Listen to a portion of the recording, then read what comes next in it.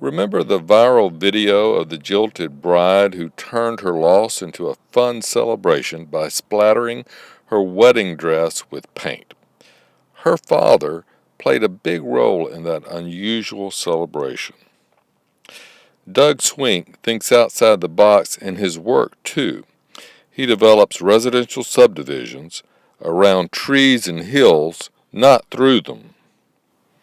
And when large landowners like farmers face foreclosure and losing their land, Swink's Fayette County-based Renaissance Development Corporation often partners with them, developing the wooded hilly parts for houses and letting the farmers keep their fields.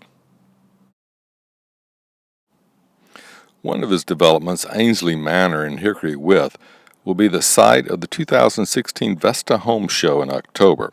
The West Tennessee Home Builders Association breaks ground Thursday to build 5 luxury homes ranging from $750,000 to $850,000.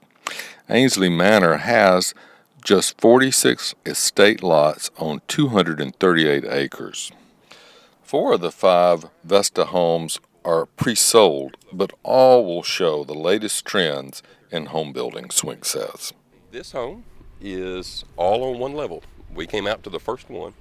It's a large home, over 4,000 square foot, all of it on one floor. A large garage on the back, and as you can see the way it's in an L shape, they actually have a perfect area where they're going to construct a pool.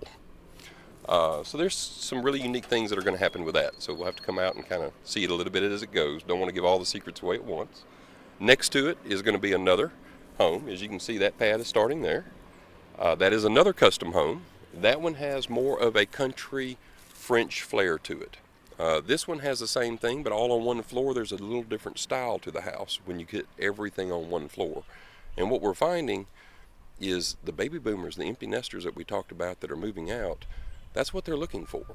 Some of the unique features that some of the builders are doing is they're incorporating wheelchair accessibility throughout the entire home, which is a little more difficult than what it sounds. You know, typically the only 3.0 door or 3-foot wide door is at your front door. Now, when you start to incorporate throughout the house so that you can literally have complete access throughout the entire home, there's a lot of architectural things that you have to do to get those 3-foot wide doors to feel right within the interior of the home. And then they go ahead and they do things that are catering to the aging adults. For instance, in the bathrooms, they don't go ahead and put up the safety bars, but they put all the blocking in place so that when you're ready to have those, they're real easy to install. The showers, for instance, you can roll into, but they're designed in such a manner that it just looks normal. It doesn't look wheelchair accessible. Yeah, what's that other trend? Another thing that we've actually had a lot out here in Hickory With is intergenerational homes. A lot of families are dealing with issues today, and that's kind of where do we put our aging parents.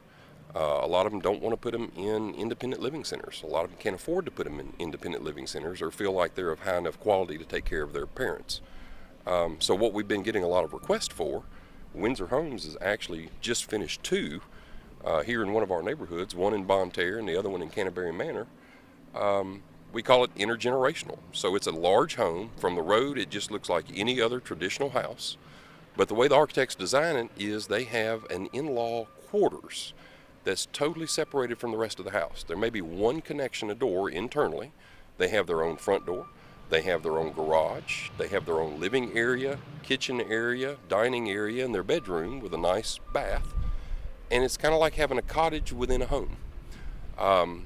They're very popular. The requests are unbelievable with us getting there, and they're kind of combining a couple of incomes. You're taking the aging parents that are saying that, you know, they might need a little more help, and the younger families, and they're kind of combining their 2 homes when they sell them into a larger home.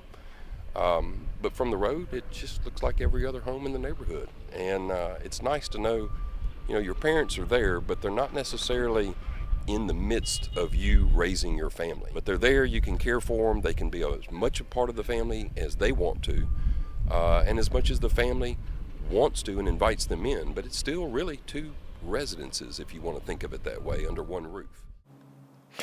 Such fresh thinking brings us back to the wedding story. And then at the end of the day, we decided that we were going to do something on our wedding day. And a lot of people saw it because it turned out to go very viral. And we put her in her wedding dress and all of her bridesmaids together in their bridesmaids' dresses, and her mom and I in tuxedo and her dress, all of what we were planning on wearing to the wedding. And we went to a park with all of her friends gathered around her in Collierville, and we had a photographer there who was phenomenal, by the way. I think that's the reason why it went so viral, is because of the pictures that she was able to capture of my beautiful daughter. And we just had the biggest paint party, paint everywhere, everywhere. And she just giggled and laughed, and it turned this sad day, or what would have been this sad day, into an inspirational day. And really, it was a celebration of truth, is what it really boiled down to. That's kind of the theme that we ended up putting on it. And I'm just so proud of her. Just so proud of her. Celebration of truth. What was the truth in this instance? Well, the truth was that sometimes things don't always work out the way you want them to. And the truth was that there was a party here, and in this case it was her fiance, who just wasn't ready. That wasn't the right time. Things didn't go right. He didn't just go with the flow. He accepted that. He wasn't comfortable, and he came forward and said, I don't want to have this happen. And my daughter accepted that. That was the truth. They didn't force anything to happen. They allowed things to happen.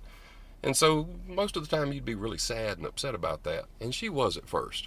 But now she looks back and says it was just the best decision in the world.